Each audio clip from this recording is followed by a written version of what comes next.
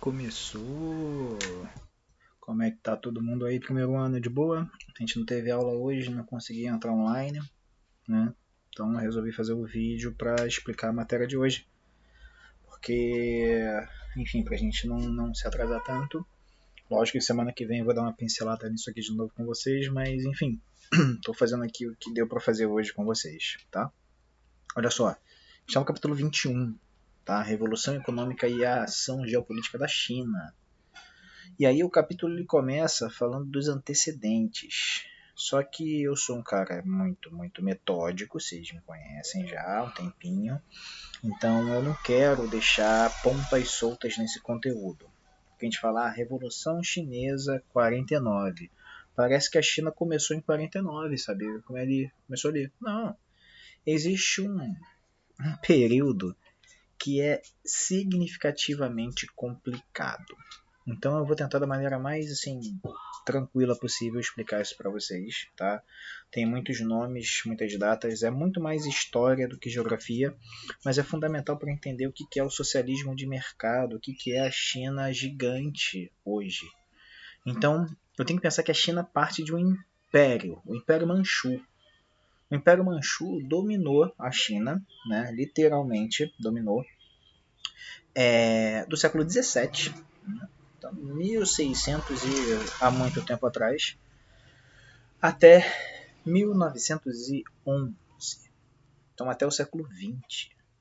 China passa por um período muito longo com esse império, o Império Manchu, onde as províncias chinesas respeitavam os interesses do grande império, da cidade proibida, enfim, da China regente, tá? Só que o país é grande demais. A gente está falando de um território que é cheio de riquezas e variabilidades territoriais. Então a gente tem desde desertos como o deserto do Gobi, né, que a gente já viu que é uma região muito árida, as planícies litorâneas extremamente férteis, clima tropical monsônico, temperado monsônico. Então tem uma variedade climática e geológica muito grande. Então eu estou deixando aqui parado no texto. Agora sim, ele está falando aqui antecedentes. Então eu estou antes disso aqui, tá? Eu estou assim, eu vou explicar um pedação só até chegar a 49. Quando eu chegar em 49 depois fica mais fácil, tá? Então o que vai acontecer? Já que a China tem grandes ofertas de meios naturais, no século XIX surge um problema para esse império chinês. O problema chama-se neocolonialismo. Mesmo o neocolonialismo que está atuando na África, fazendo a partilha africana, mesmo o neocolonialismo que está atuando na Índia, também vai tentar chegar na China. A diferença é que a grande diversidade natural da China facilitou esse imperialismo europeu e de um vizinho, né, que também está surgindo aí nesse período como o Japão, por intermédio aí da Inglaterra e dos Estados Unidos. Então, como um alvo de imperialistas, a China sofreu vários ataques.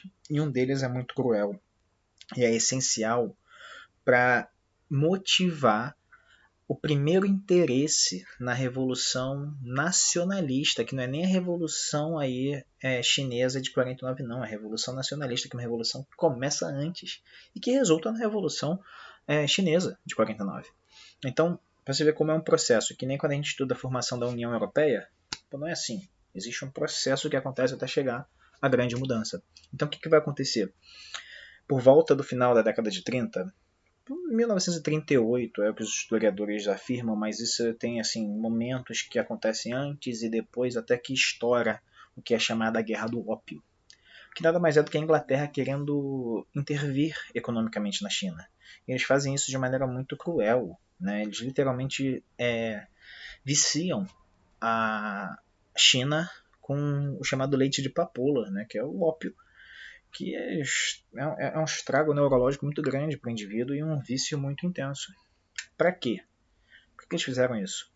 Para enfraquecer os interesses políticos locais e conseguir a intervenção econômica dos portos. E aí surge uma guerra, já que a China não queria isso, rola um conflito em 38, só que a China imperialista cede. e permite, né, que os portos sejam abertos. Tanto que de 38 até 42 é mapeado o chamado Tratado de Nanquim, que é o tratado que a China imperialista assina com a Inglaterra, dando abertura aos portos não só para a Inglaterra, para diversos países. E aí os portos chineses abertos entram e podem sair produtos. Enfim, portos abertos. E o pior, além dessa abertura dos portos para o nacionalismo chinês, Hong Kong passa a ser cedida à Inglaterra, passa a ser uma província inglesa, uma colônia inglesa. Então, enfim, ainda perde um território importante. Esse território fica sob posse da Inglaterra, se eu não me engano, né? Se ia ser legal vocês pesquisarem, até 1997. Tá? Então, uma parte de Hong Kong ainda ficou por muito tempo sob posse da Inglaterra. E eu acho que foi até 97. Então, tem 22 anos, aí, 23 anos, que essa intervenção imperialista lá da Guerra do Ópio acabou na China. Então, beleza. Eu estou vendo então uma intervenção que está rompendo com os traços culturais e nacionais da China. É a partir daí que começa a descredibilidade do Império Chinês, né, em relação à população, porque está permitindo muito essa intervenção estrangeira. E com isso, a gente vai ver que figuras muito assim, importantes para esse período chinês começam a surgir. E um deles é uma pessoa que vai ser fundamental para esse movimento de transformação da China, é o Sun Yat-sen. Quem é esse cara? Ele é um médico local, né? Se eu não me engano, da província de Xangai, que inicia um movimento local criando um partido. Normalmente isso na história a gente vê em vários lugares. Quando existe uma insatisfação por alguma coisa, algum movimento surge. No caso, uma descredibilidade do governo, uma insatisfação com o governo, podem surgir partidos contrários ou movimentos contrários, movimento estudantil, sindicalista, enfim, ruralista. No caso aí é um movimento nacionalista. Para nós, a gente chama, como português, movimento nacionalista. Lá na China, ou em alguns livros que a gente vai estudar em questão, vai chamar de Kuomintang. Tá? Kuomintang, esse é o nome. É a burguesia chinesa pensando numa defesa econômica, no nacionalismo. A China para os chineses. A mesma coisa da América para a americana? A mesma coisa. Só que é a versão chinesa. Não fala em comunismo, não fala em... Não. É burguês. Então é muito associado à empresa privada. E aí, senhores, que começa um movimento de oposição a esse império permissivo às invasões dos imperialistas europeus e do Japão. Né? Então você está vendo, em 1905 esse partido começa a refutar o império e dura esse debate, apoio popular, apoio de países estrangeiros para tentar reverter isso. No caso que eles conseguem, tá? Em 1911, no finalzinho de 1911, começando em 1912, derruba essa dinastia Manchu. O governo é transformado, e literalmente acontece uma revolução. Revolução são transformações. E aí acontece essa revolução nacionalista. O Partido Nacionalista toma conta da China. Então sai o imperador chinês e entra esse Sun Yat-sen, que fica à frente da China até 1949. Então é um período legal. É o período que a gente começa a pensar, a gente chama, né? Tá aí antes, mas a maior parte é no período entre guerras. Primeira Guerra Mundial e Segunda Guerra Mundial. É o período que a China nacionalista acontece. Só que, lembra, estava gerando uma insatisfação. A China é muito grande. O movimento nacionalista conseguiu tomar o poder, mas não era o único movimento. Tanto que, ao mesmo tempo que o movimento nacionalista está levantando, assim que ele toma o poder, a maneira que a burguesia chinesa controlou o capital, controlou as ações econômicas, controlou o espaço rural, gerou outro tipo de insatisfação. Uma insatisfação que estava visualizando alguma coisa acontecer num país mais ao norte, chamada Rússia. O Stalin está começando a fazer a Revolução Russa, né? E o comunismo tomando conhecimento do mundo, né? O negócio começa a chamar a atenção do mundo. Eis que Mao Tse-tung, novinho, em 1921, não tão novinho, já estava com uma ideiazinha legal, cria uma célula contrária ao movimento nacionalista burguês espelhado nos moldes stalinistas, ou seja, o Partido Comunista Chinês. Então é em 1921 que o primeiro passo para uma China comunista aparece. Só que isso é um movimento também contrário ao próprio movimento nacionalista, que já tinha tomado o poder na Revolução Nacionalista. Então, acontece uma revolução, o nacionalismo toma conta, a burguesia está lá tomando conta do governo chinês, e ao mesmo tempo um espaço rural começa a ser ouvido por Mao Tse-tung para buscar uma melhoria nessa distribuição de terras. Então, os comunistas começam de fato uma guerra civil. Eles começam a atacar células do governo, representações do governo nessas províncias afastadas. Então, literalmente, começa uma guerra civil. Essa guerra civil, e aí tem um... A história assim, é bem legal. Eu sou geografia, estou pincelando a história da China para chegar na China de socialismo de mercado. Cara, isso é muito louco. Enquanto esse movimento nacionalista está lá no poder da China, em 1921 surge o Partido Comunista. 2 anos depois, morre o líder nacionalista. Morre o Sun Yat-sen. Cara, o Sun Yat-sen morre em 1923, cara. Mundo vendo o Fordismo bombando nos Estados Unidos. O nacionalismo na China podendo levantar esse sistema econômico na China. Só que quem assume, adoro o nome desse cara, é Chiang Kai-shek. Kai-shek. Não, Kai-shek no chão. Que piada horrível. Mas enfim, o Chiang Kai-shek assume o Partido Nacionalista e toma frente da China. Só que esse cara ele era mais enfático na sua luta pela China nacionalista e corria atrás, perseguia os comunistas. O cara mais postura militar, bem austero, um chinês boladão, começa a ir atrás, correr literalmente, ir matar comunistas dentro da China. Então Mao Tse-tung começa a se espalhar no território com seu movimento comunista, buscando apoio da população rural que estava querendo levantar a bandeira da reforma agrária.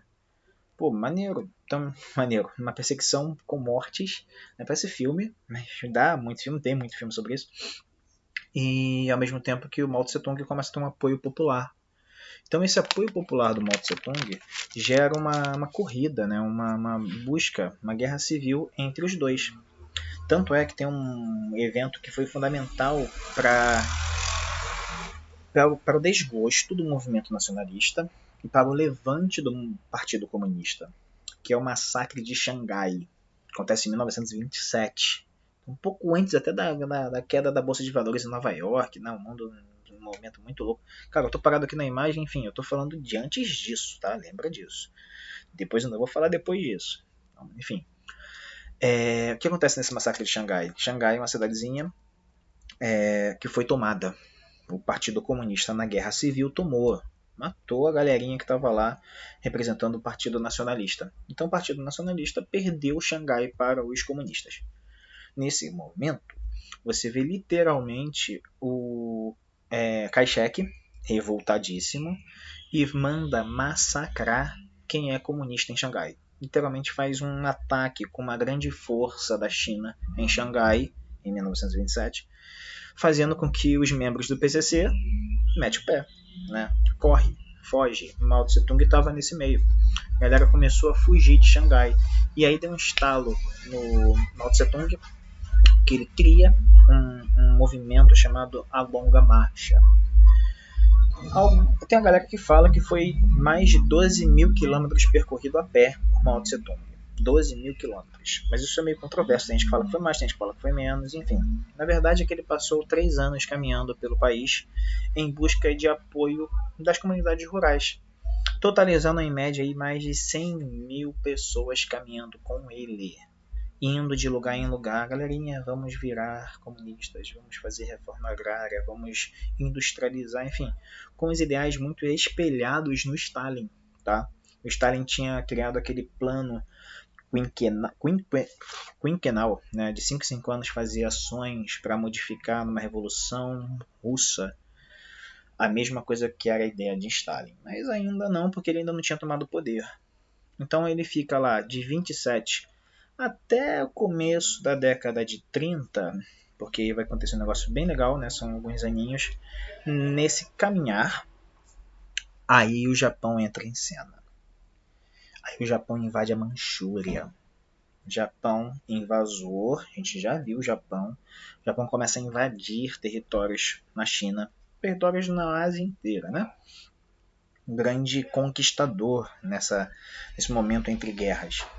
Até vinha a bomba atômica, né? E aí, já que eu tenho o Kai-shek e o Mao Tse-tung combatendo nessa guerra civil, aí os dois literalmente olham lá para Manchúria e falam: caraca, a gente está deixando o Japão invadir. Qual é? Não. Não, não, não, não, não. A Manchúria, né, viu o Japão invadir em 31. Então a guerra civil tá rolando e só em 37. Passam-se 6 anos, cara, dessa invasão do Japão na Manchúria, quando o Japão começa a ser mais enfático, massacrar, matar, reprimir, escravizar, perturbar os chineses, é que os dois bitolados, o Kai-shek e o Mao Tse-tung, se voltam para o Japão. Então é no momento, né, em 37, que a guerra civil é suspensa. Eles apertam as mãos e falam: aí, vamos bater agora nos japoneses. E começa a frente única contra o Japão. Né? Então, o PCC e o PN, né, parece nome de grupo criminoso aqui do Brasil, né, não? Partido Comunista, Partido Nacionalista, se voltam contra os japoneses. E a gente sabe que lá em 1945, essa invasão do Japão botou o rabinho entre as pernas depois que Hiroshima e Nagasaki fizeram boom. Né? Então, o que vai acontecer? Eu tenho um período de guerras civil, uma guerra civil, na primeira parte da Guerra Civil Chinesa, entre guerras. Rola a Segunda Guerra Mundial, Japão vê a Manchúria ser reformulada, ver ser pensada, enquanto a China está se unindo, né, nesse movimento frente única contra o Japão, e acaba a guerra. Tá, acabou a guerra, o Japão se recolheu, saiu da Manchúria, né, tadinho, tomou aquelas bombinhas atômicas. PCC e PN se olham de novo e vê, e agora? A gente brigou bonito junto. Em vez de eles assinarem um acordo de paz, enfim, vamos caminhar juntos, não, a guerra civil volta. Então a segunda etapa de uma guerra civil que é atrelada a muitos movimentos e problemas sociais. Agora para e pensa. Uma segunda etapa de uma guerra que já assolou por quase 15 anos. Volta agora depois da Segunda Guerra Mundial. Tanto que aqui no vídeo, no nosso livro, não está nem falando isso.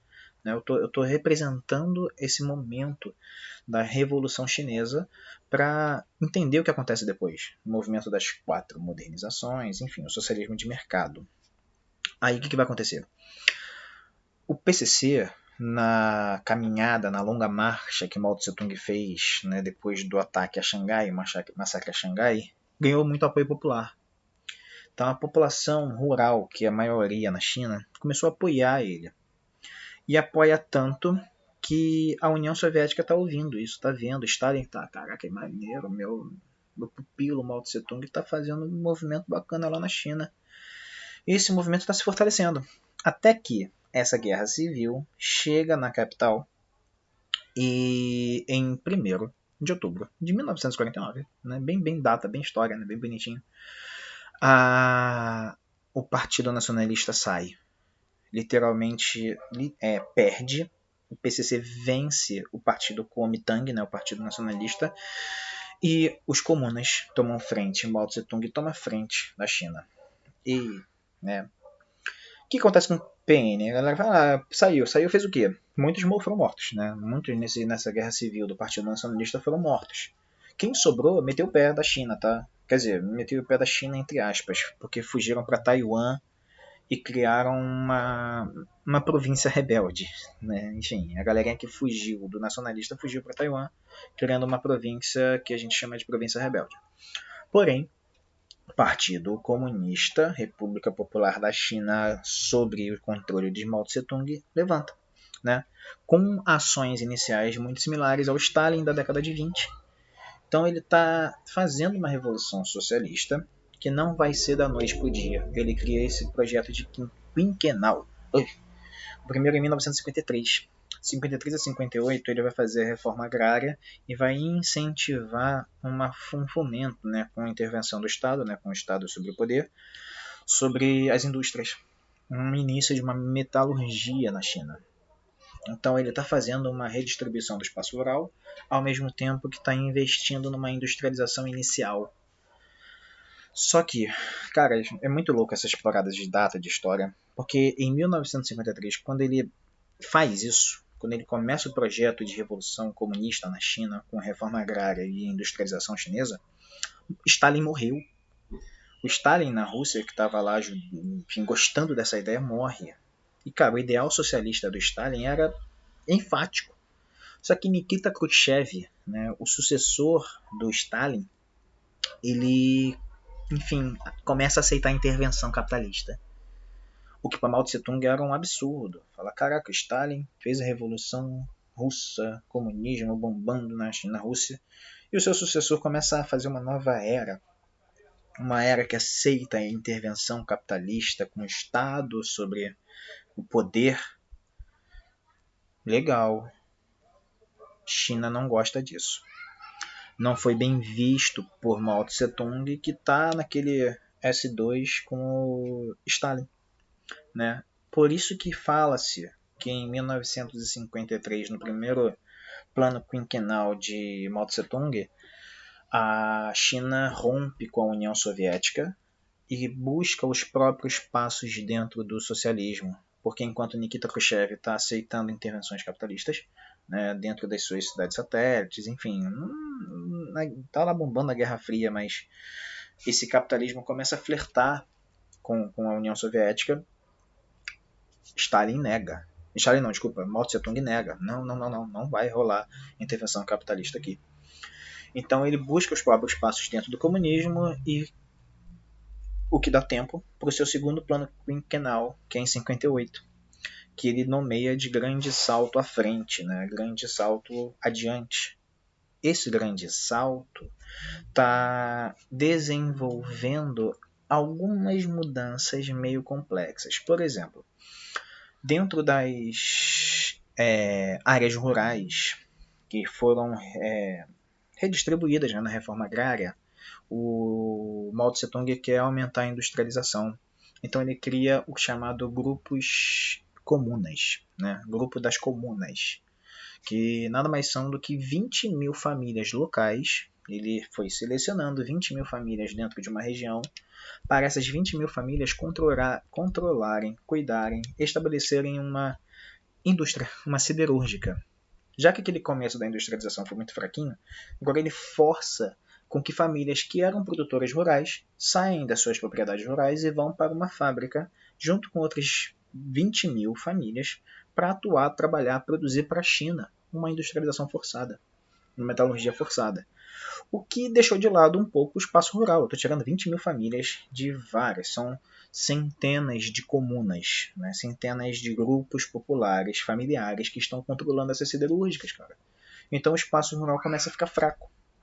E aí eu estou falando, chegando China com 1 bilhão de pessoas, produzindo menos comida e produzindo metal. É lógico que a fome vai aumentar. Então, de 58 até 1966, ele não conseguiu fazer de novo em 5 anos.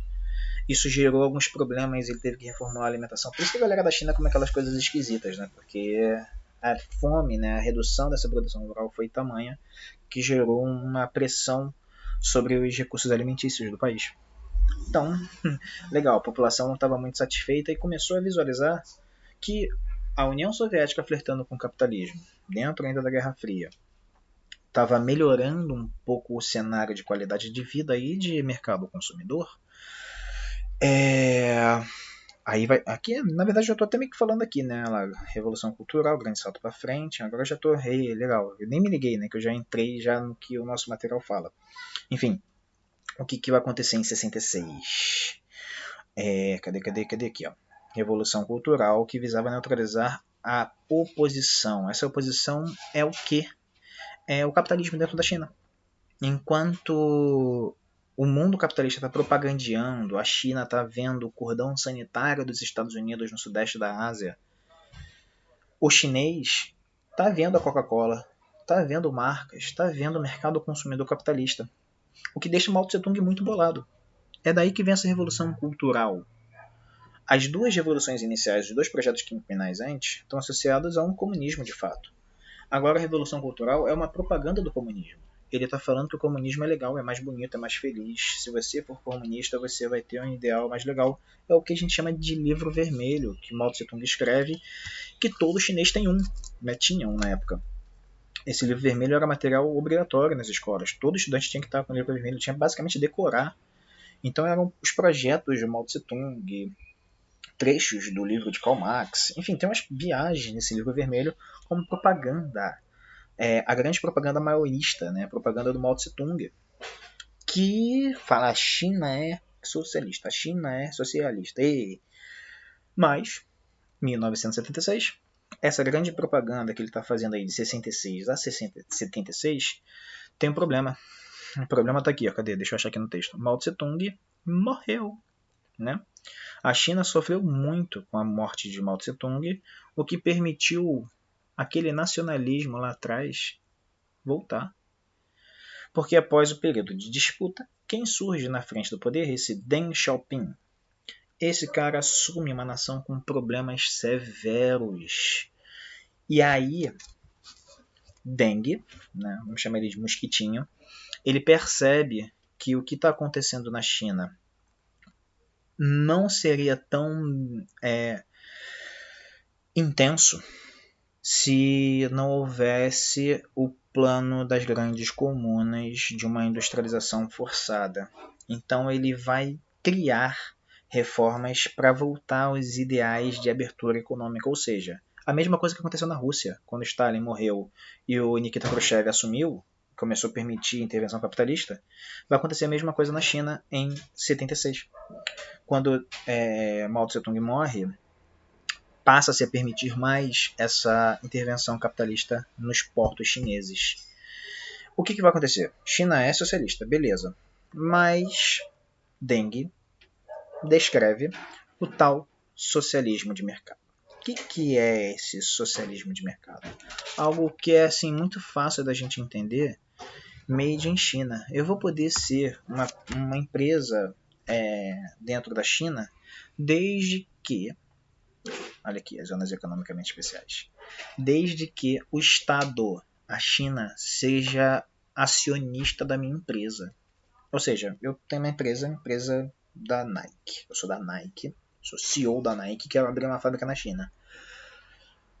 Deng vai olhar para mim e vai fazer assim, beleza, aqui na China eu que mando. Você vem para cá, você vem produzir aqui. Você vai ter mão de obra baratinha, você vai ter matéria-prima baratinha, você vai ter água baratinha, contas baratinhas, tudo baratinho na China.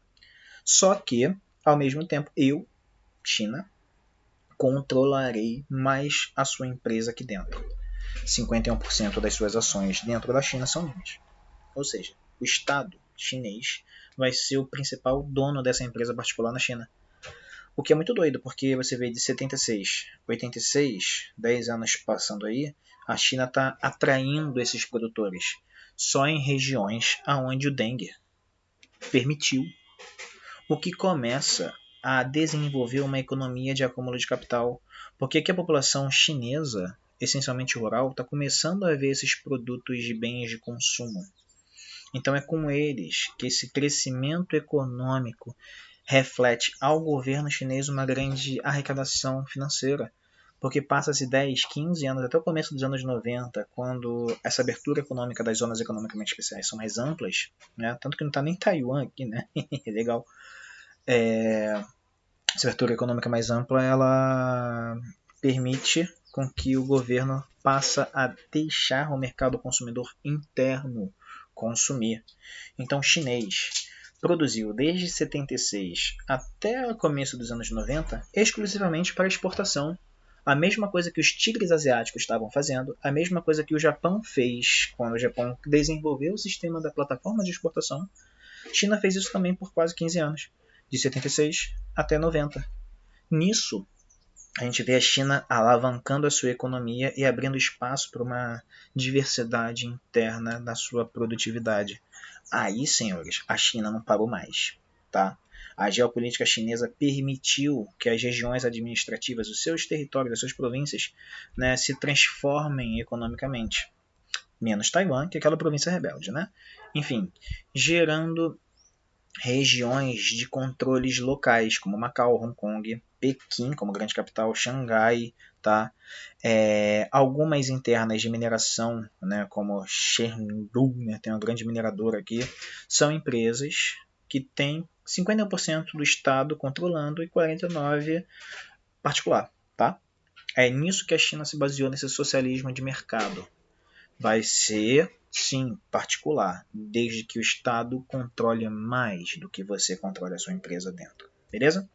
Vou parando por aqui que esse vídeo já está bem longo, tá? Então, se tiver alguma dúvida nisso aí, me fala, porque sim, é uma matéria bem complicada a Revolução Chinesa desenvolvendo uma economia de socialismo de mercado. Mao Tse-tung era contra. Deng abriu esse mercado chinês. Então o socialismo de mercado só está começando aí quando os revolucionários comunistas, tanto lá na Rússia, né, com Stalin deixando o o Khrushchev, né, que mudou, começou a permitir isso, tanto na China do Mao com o Deng abrindo o mercado para esse socialismo de mercado, beleza? Grande abraço, bons estudos, dá uma lida boa no capítulo aí, porque infelizmente hoje não rolou no ao vivo, rolou aqui no vídeo. Valeu!